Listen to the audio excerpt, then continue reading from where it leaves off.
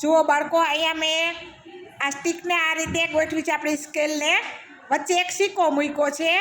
હવે તમારે 2 સ્ટીકને હલાવવાની છે અને સિક્કો છે એને અડવાનું નથી, પણ સિક્કો ગ્લાસની બહાર રહેવો જોઈએ. 2 સ્ટીકને જ ઉઠાવવાની છે અને પાછો ગ્લાસનો આકાર આવો જ રીતે રહેવો જોઈએ, ગ્લાસનો આકાર બનવો જોઈએ.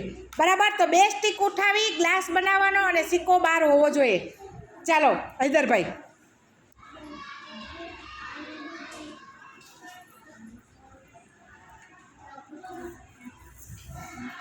નહીં, જો તમે 2 સ્ટીક ઉઠાવી તો ગ્લાસનો આકાર તો ન થયો, બરાબર? સિક્કો બહાર રહ્યો પણ ગ્લાસનો આકાર થયો નહીં. ચાલો દિયાબેન.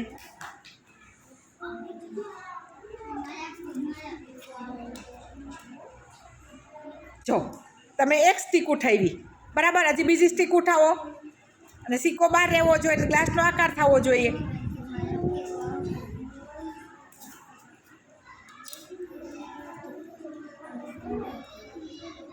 નહીં. ચાલો ચાલો ફરી પાછું આમ ગોઠવી દઈએ. ચાલો વિરલબેન.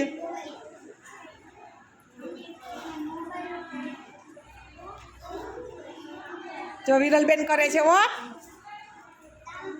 ગ્લાસનો આકાર થવો જોઈએ અને સિક્કો બનવો જોઈએ. આ સ્કેલને સરસ જો અહીંયા જ છે, અહીંયા જ ગોઠવી દીધું છે. સરસ. જો સિક્કો બહાર થઈ ગયો અને ગ્લાસનો આકાર બની ગયો.